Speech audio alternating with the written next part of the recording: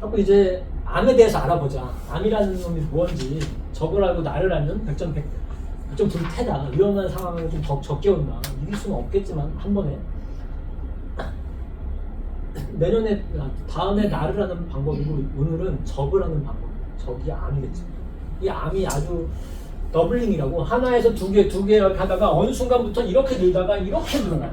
그러면 그때부터 쏠 수가 없는 거죠. 근데 이렇게 더블링하는 2배를 증가하는 게 우리 몸에 아예 없던 반응일까요? 우리 몸에 아주 비정상적인 걸까요? 선생님은 어떻게 생각해요? 이렇게 세포가 2개씩 늘어나는 게 우리 인간에게는 낯선, 존재하지 않는 걸까요? 존재하는 걸까요? 어떤 상황에서 이렇게 우리 몸 세포가 2배씩 증가할까요? 우리 몸엔 세포가 30개 정도 일정하게 유지가 돼요. 그렇지 않으면은 갑자기 내일에 막 손가락이 막 이런 또 손가락이 생기겠죠. 똑같으니까 똑같은 몸무게에서 그냥 그대로 유지하는 거예요. 근데 이렇게 더블링 2배씩 하는 게 낯선 처음 생긴 그런 생물학적인 상처가 나서 거기 백혈구가 많이 몰려서 왜 적을 상처. 그래서 나오는 게 많이 고름에 결국 백혈구 시체라고 그러던데. 그런 거는 사실은 세포 수는 동일해요. 그 부분이 세포 수가 더 많아진 건 아니고요.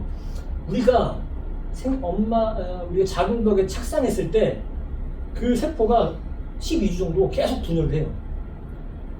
이런 식으로 계속 분열을 해요. 계속 분열을 하다가 인간 세포 수를 딱 마치면 그때부터 딱 멈춰요. 그러니까 우리 인간이 맨 처음 존재했을 때 했던 그런 비슷하게 생긴 유사 분열이 이런 분열이 그 암세포도 그런 비슷해요.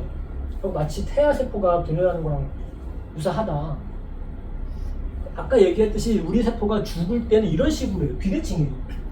우리 몸에는 줄기세포라는 애들이 있어요. 줄기세포는 눈도 되고 눈세포도 되고 감각세포도 되고 신경세포도 되고 모든 다 분화가 가능한 세포가 줄기세포인데 그런 애가 잠자고 있어요. 잠자고 있는데 이제 얘가 다치거나 늙거나 뭐 하면은 얘가 죽을 때가 되면은 신호를 보내요.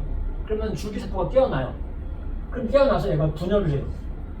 다른 세포, 얘는 죽고 그리고 얘는 또 수면에 들어가요. 이렇게 해서 우리 몸의 세포가 계속 유지가 되는 거예요. 근데 암세포는 이런 세포가 줄기세포처럼 계속 늘어나는 거예요. 암세포가 그래서 이런 줄기세포처럼 되게 이런 분열을 하지 않으면은 위험할 게 없어요. 근데 분열을 하고 항암제 내성이 생기고 전이를 할 수 있고 세포가 움직이고 줄기세포는 이동성을 갖고 있거든요. 세포가 움직임을 가져요. 그렇기 때문에 전이가 일어나고 생기는 거거든요. 이런 빠른 분열은 결국은 암의 대사는 역와버그도 있고 와버그 효과도 있고 저희 국립암센터에서 김수열 박사님이 얘기한 지방질을 이용해서 ATP를 만드는 방법도 있지만은 기본적으로 이 와버그 효과가 가장 암세포가 빨리 증가하는 데 기본이에요. 그래서 실제적으로 포도당을 먹어서 젖산으로 내보내는 이때 사용하는 효소가 LDH라는 효소가 있어요. 혈액 검사하면 나와요. 그래갖고 LDH가 너무 높으면은 조금 위험 신호예요. 암세포가 무슨 세포가 빨리 분열하고 있네? 라는 거예요. 그러니까 그런 혈액 검사를 보고도 내가 어떤 상태인지 알 수가 있는 거예요. 이 젖산 탈수효소는 분열 속도가 정비를 해요. 그리고 아까 얘기했지만 암세포는 안 죽어요. 세포가 늙고 다치면은 죽어야 되는데 이런 세포 자멸사라는 말이 있어요. 그리스에서 나온 건데 하루에 약 100억 개 정도 손상 세포가 있는데 이게 소리 소문 없이 없어지고 다 재분해되고 재사용돼요. 근데 암세포는 죽어야 되는데 죽지 않죠. 근데 일반적으로 또 유전자 검사하시는 분도 계실 거예요. P53이라는 그 복구 유전자가 있어요. 복구 유전자가 돌연변이가 된 암환자들이 50% 이상이에요. 그러니까 이게 돌연변이가 있으면은 이게 세포가 고장 났는데 이걸 복구를 못하면 죽여야 돼요. 그럼 안 죽이면 이게 암세포가 되니까. 근데 P53이라는 유전자가 복구를 할래 죽일래를 결정하는 애예요.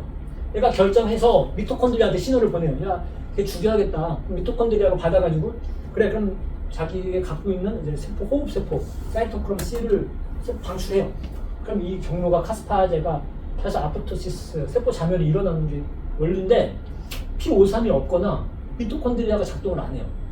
이런 암세포들은 안 죽는 게 있다.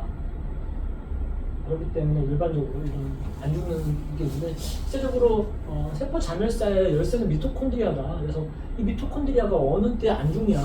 세포가 안 죽을 때가 있어요. 너무 스트레스를 많이 받으면 만성 스트레스 계속되면 그 노르에프네프린이라는 우리 그 신경 전달 물질이 나오는데 스트레스 상황에서 계속 나와요. 그러면 세포가 죽질 않아요. 왜냐면 지금은 세포가 죽고 회복할 시기가 아니고 투쟁 도피, 싸워야 될 시기.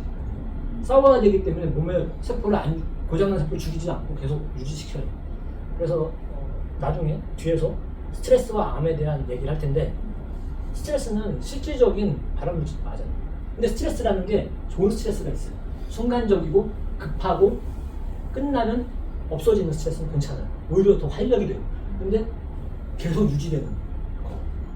그거는 만성 스트레스는 지속적인 염증의 원인이고 문제가 돼요. 암세포를 죽지 못하게 만드는 것 중에 하나예요. 이렇게 미토콘드리아가 세포가 안 죽게 하는 건 또 저산소증에서는 미토콘드리아는 세포 산멸을 기능을 상실해요. 암세포가 너무 빨리 자라게 되면은 그 빨리 자라게 되는 곳에는 아직 혈관이 생성이 안 됐어요.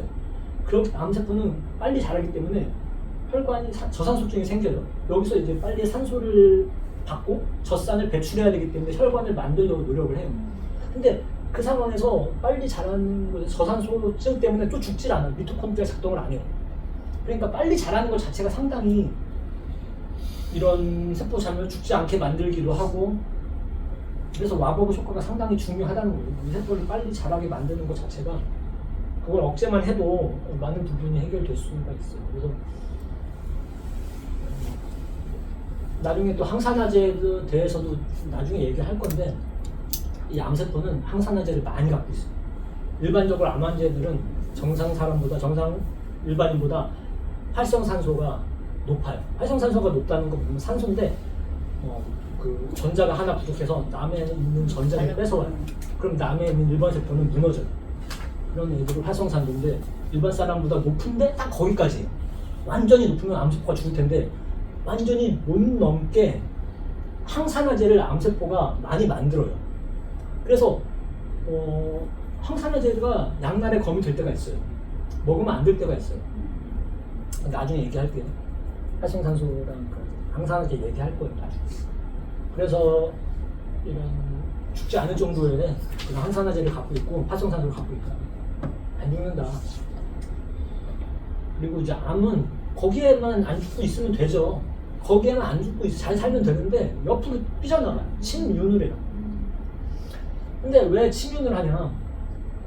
세포가 빨리 자라요. 아까 와보고 효과 때문에 세포가 포도당을 많이 빨아들인단 말이에요. 포도당을 좋아하고 에너지를 좋아하고 많이 빨아들이니까 이런 혈관에서 저산소증, 조금 저산소증이죠. 산소가 부족해요. 포도당이 부족하니까 포도당 더 많이 빨아들여요. 혈관이 부족하니까 혈관이 필요해요. 신생 혈관이, 새로운 혈관이 필요해요. 혈관 내피 성장 인자는 VEGF라는 사이토카인 호르몬 같은 걸 만들어서 내뿜어요. 야, 여기 혈액 좀 더 갖고 와. 배고파. 그럼 혈관이 이렇게 생기면서 이 주변 여기서 이제 MMP라는 또 단백질 분해 효소를 또 많이 증가가 돼요. 세포 사이사이에 이런 사이의 공간을 간질이라고 하고 기질이라고 해요. 콜라겐, 뼈, 혈액 이런 걸 결합세포인데 콜라겐, 엘라스틴, 에프로넥틴 이런 기질 공간들이 있어요. 세포가 아니고 세포가 만들어낸 구성 물질이에요. 이런 단백질을 분해시켜요.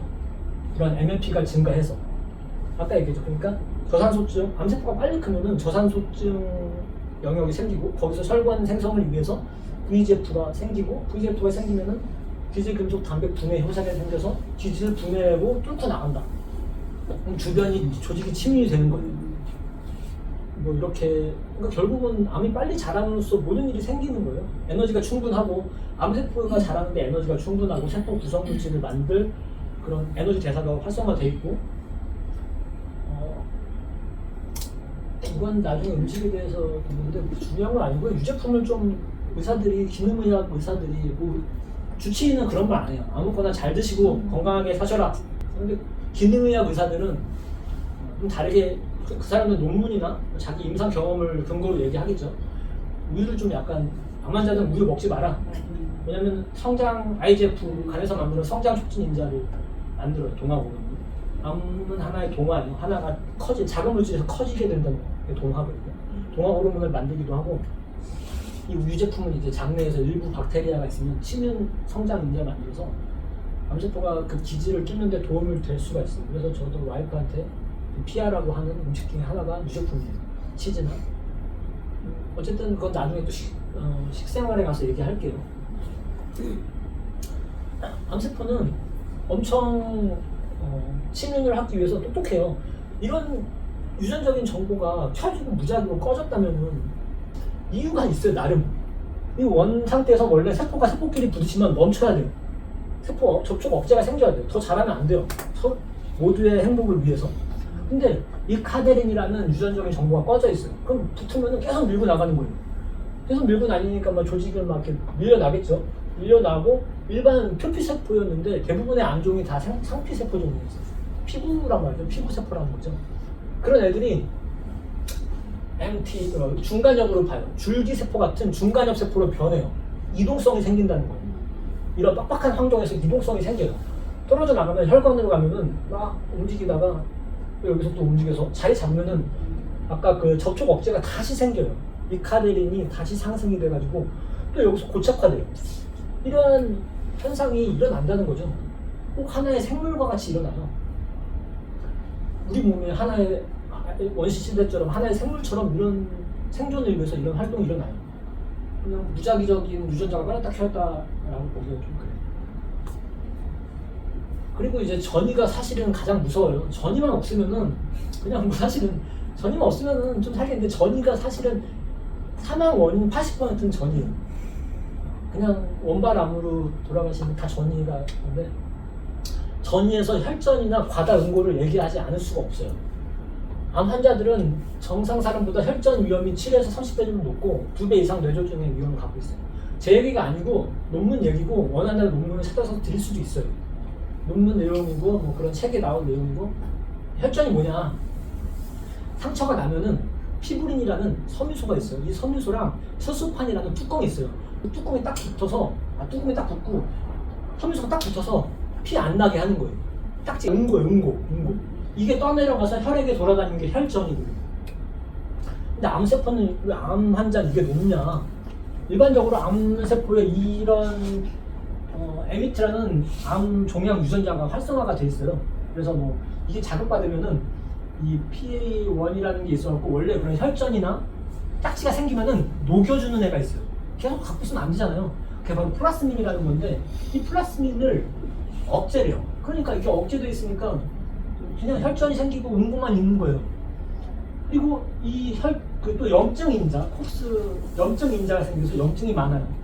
염증이 생기면 또 혈소판을 활성화시켜서 오히려 또 간세포 성장 인자라는 걸 만들어서 악순환으로 또 이걸 자극해요. 이 악순환이 많이 생기는 거죠. 그래서 약간 과다 응고가 많다. 실제적으로 암은 빨리 크기 때문에 혈액이 출혈이 많아요. 빨리 푸니까 주변을 혈관을 씻고 넘어가겠죠. 그리고 암이 내가 지금 혈액이 부족해 라고 혈관을 만드는데 그 혈관이 급하게 만들다 보니까 되게 엉성해요. 구멍이 듬성듬성 있어요. 그러니까 그 부분에 또 이렇게 응고가 일어나겠죠. 그 응고가 일어나서 또 응고가 생기고 또 잘하면 또 터지고 그러면서 그 부분에 콜라겐 같은 그런 조직이 계속 축적되는 거예요. 그럼 그 부분이 뻣뻣해져요. 기질이 뻣뻣함이 생기면은 암세포가 줄기세포가 돼요. 일반 암세포가 이동성이 있고 유전적인 내성을 생기는 줄기세포가 되는 그런 원리가 있다. 그래서 이런 혈전이 전이에 상당히 위험하다. 왜 그러냐면은 어떻게 그런 아까 침윤 때문에 침윤으로 이 종양 세포가 혈관으로 나오겠죠. 그리고 혈전을 통해서 혈전이나 혈소판의 도움으로 암세포의 공격을 억제를 받아요. 그래서 일부 혈전이 많으면 암세포가 이제 전이 될 확률이 높아진다는 내용도 있고요. 또 이렇게 그 기질 부분이 혈전이 많이 생기고 응고가 많이 생기고 이게 반복되면서 이 부분이 이제 기질이 좀 빳빳해지면 또 EMT 일반 상피세포가 줄기세포가 되는 과정을 겪어서 이동을 해요. 이동을 하다가 염증이 많은 데로 붙어요. 염증이 많거나 아니면 그 인슐린 유사 성장인자라고 간에서 나오는 에너지가 많을 때 우리가 인슐린이 높을 때 몸에 에너지가 많거나 이럴 때 좀 많이 성장인자들이 많은 곳에 붙어서 거기서 이제 전이가 일어나요. 그래서 전이 부분이 상당히 문제가 됩니다. 근데 이러한 암세포는 뭐 빨리 자란다, 죽지 않는다, 침윤을 한다, 전이를 한다. 이러한 암세포만의 문제가 있을 수가 있어요. 그게 암세포의 특징이고